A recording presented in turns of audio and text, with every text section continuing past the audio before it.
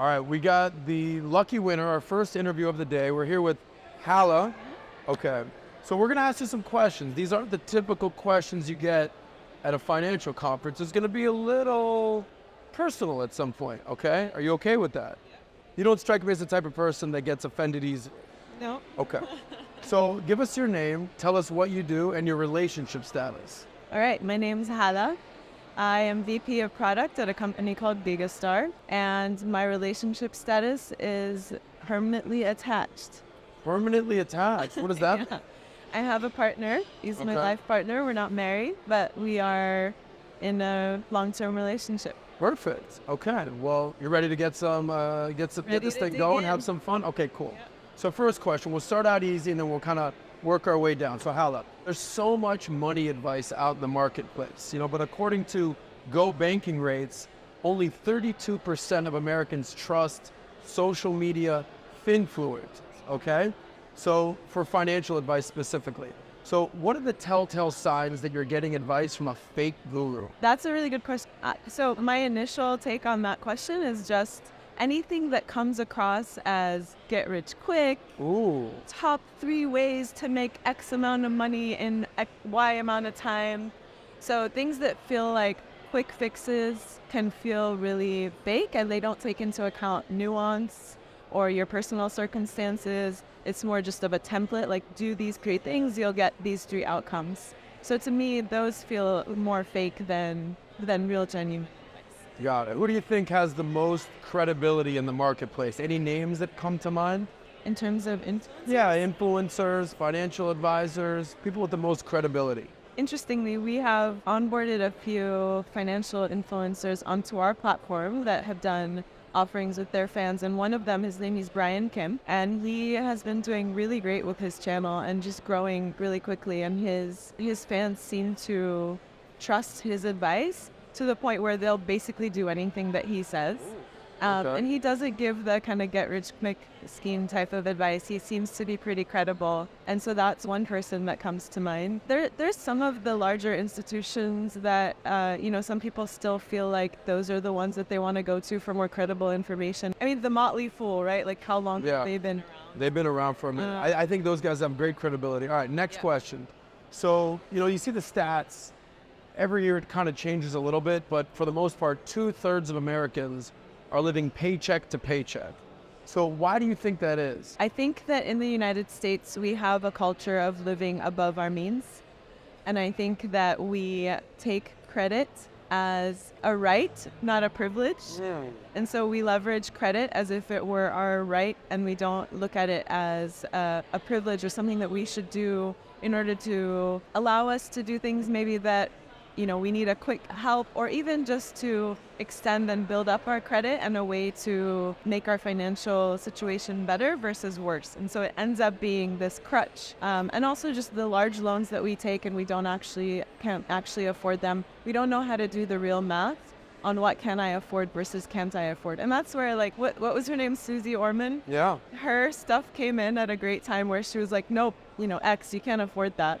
So we don't have a good awareness, but also people are scared to invest. They don't understand. I think only 50% of Americans actually own any sort of investment. Yeah, and we're so bad at saving money. Yeah. Like we save that money. We need to just take off that top, 10% of whatever comes in the door, pretend it's not yours now because it's for future you. Yeah. Well, they say you can either spend and then save what's left, or save and then spend what's left.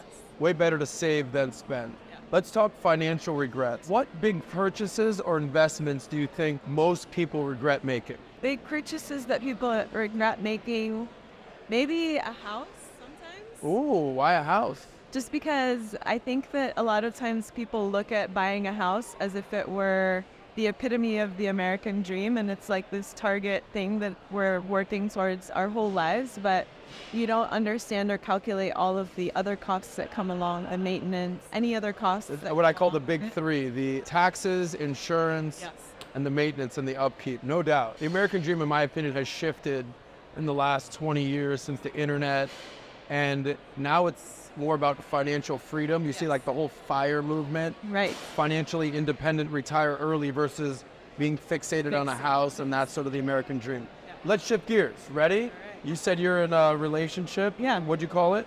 Permanently attached. Permanently attached. I love I that. just That's a made new that one. up. So Love it. So how much do your partner's finances matter to you? This is a great question because I was just talking to somebody about this yesterday, which is we tend to look at finances when we're in a relationship as if it's a fully combined thing. 100%, like, and different people do it differently, but a lot of the time, especially if you're with somebody in a long-term relationship, we start to look at the whole, like, what's yours is mine, what's mine is yours, and what's ours is ours together 100%. I don't follow that because I was taught that I need to be able to be financially independent in case bleep hits the fan. Gotcha. And bleep hits the fan more often than we like to admit. Yes. And so I care about his finances in that I care that if we wanted to do something together, that we could do that thing together, and that he's thinking in a really smart way about making sure that the kids are set up for later on in life and they're taken care of and the right insurance policies and whatnot, but not as a way to think about me being dependent on those finances. Does that make sense? So 100%. I have my own planning for the way that I look at my money and my planning, and he should have his own. I care that his choices are intelligent and good and smart. Does it matter, or how much does it matter who makes more in a relationship? Doesn't matter. At all.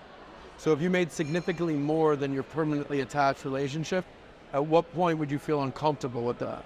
I mean, that's been a reality for me, so I don't care about it. Gotcha. What does matter is that if there is that kind of discrepancy, that maybe other things are also, the balance shifted in other ways. What other examples could you give? Like, all right, maybe you're not making as much, but you're doing this way more than I expected. Yeah, a normal day. Sometimes earning that much money also comes with, maybe it means that I'm working more or having more responsibility. Maybe it doesn't, but maybe that's what it means. And so just looking at the balance of responsibilities and who's doing what. I can't be working and earning that much money and spending all this time working and also having to take care of 100% of the home responsibilities. And Got it. What do you think are the biggest financial mistakes people make in relationships? not telling each other what they're spending on. So kind of hiding So like stuff from financial each other. deceit? Yes, financial deceit. Scary. That's probably one of the big mistakes. Making decisions without taking the other person's opinion into consideration. So even if I'm telling you what I'm spending on, but just like not caring about how you feel about it, because that can put a chasm in the relationship. Yeah, and just like not talking about money. That's probably one of the biggest ones. Got to communicate. So this whole concept of being a provider, Yeah. how comfortable would you be taking care of your partner financially for the rest of your life? That would have to be a decision that we'd come to together, and there would have to be probably a reason for it. Like, what is the reason that am I giving this up because he's pursuing a dream that I want to support, and so I'm helping in that way? And so I can't answer that question without understanding the circumstance, Okay. but it would be hard. Like, there would have to be a good reason. Why would it be hard? As adults, like, that's kind of our job. You need to be able to provide for our own self unless there's an agreement and a reason not to. Got it. How comfortable would you be with starting a relationship with a partner with massive amounts of debt? I would be uncomfortable. I would be uncomfortable because it would put a strain on the relationship inevitably, especially if we didn't have a clear plan for how to get out of that debt.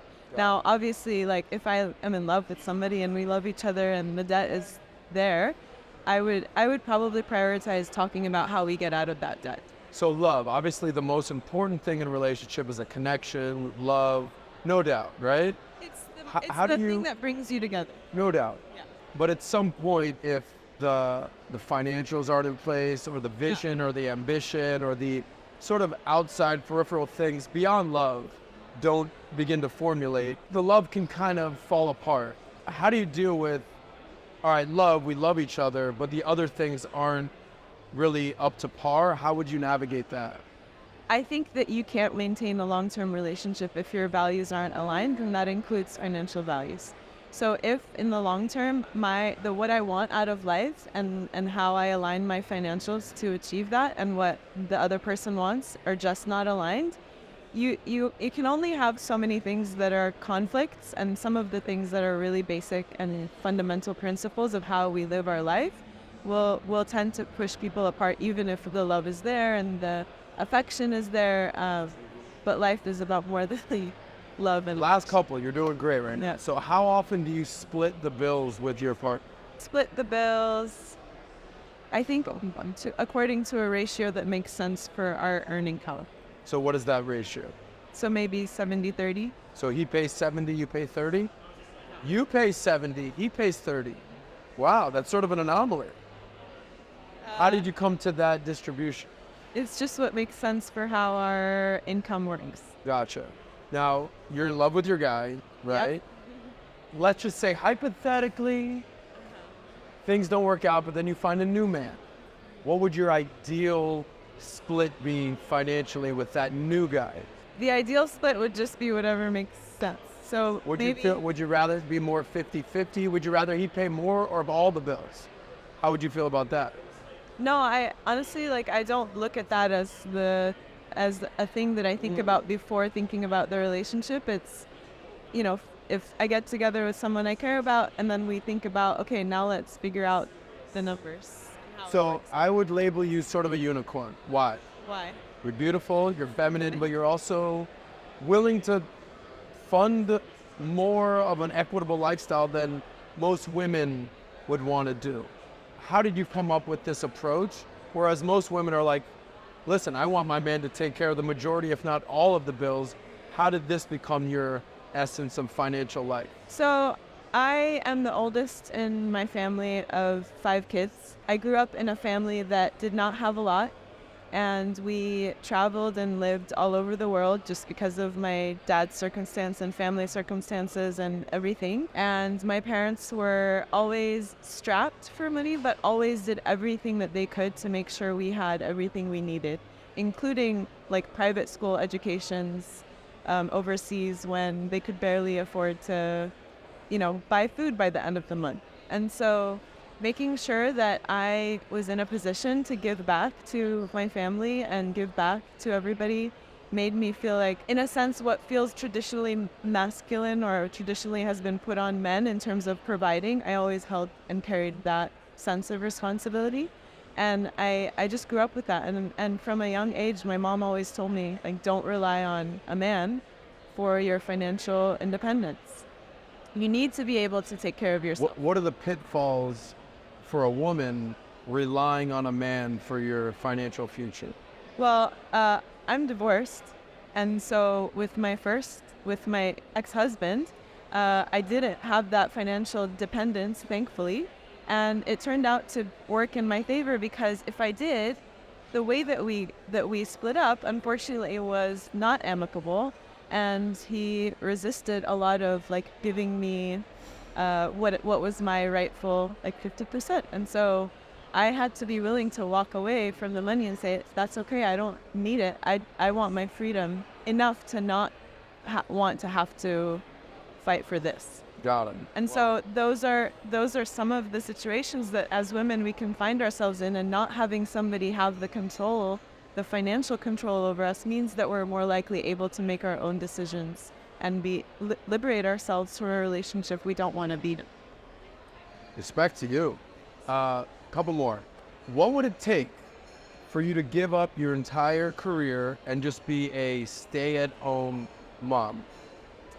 My kids are now 16 and 12, so I don't know that I would want to be a full-time stay-at-home mom because it doesn't make sense. They're busy with their own lives, and they're starting to get to the age where that's not really a value add for me to be home all the time, right? So Age is a factor. Age is a factor. Okay. At what point does the age sort of not become a major factor? Meaning when they're 2, 4, 6, 8, all right. Yeah. Maybe it's probably more important for me to stay at home. Absolutely. But at what age is it look, kids, I got this thing. I got to go into the workplace and make my money, baby. So what age do you think works the best? So I've worked throughout their infanthood and whatever. I mean, with my first, I went back to work at 9 weeks after giving birth. What I will say is my younger one was about 9 when the pandemic hit, at 8 or 9. And 9 or 10, and I was able to be home a lot more because I was working from home.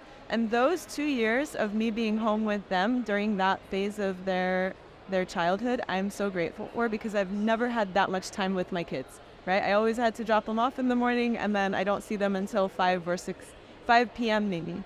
And being able to be home at 3:30 when they come home and walk home from school was such a gift. So it made me realize the value of, I wish that maybe up until 8 or 10 that I had been able to be home more. But even now I get to work from home, and with their ages, that means that I get Work to from see home solves a lot of problems. No Yep. doubt. Last question for you there. We're gonna dream with me for a second. Look in the air, dream it. Wave a magic wand. them. All right.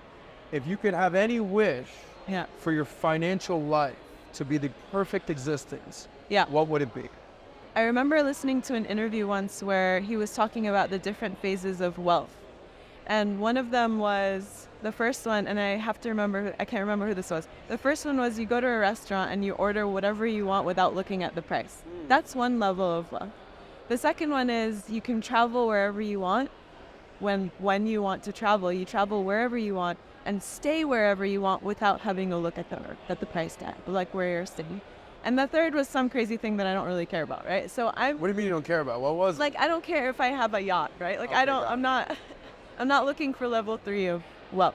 I'm looking to be at level 2 of wealth, but I'll also just have so much abundance that I can help make other people's lives better. And I know that sounds so cliche, but I come from like a family where I want to be able to buy my parents a house. I want to be able to have them travel in their older years and not worry about the price tag associated to them. I want to be able to take care of their medical needs and as they get older, without having to, like I am now, be stressed about what that's going to do to my own finances.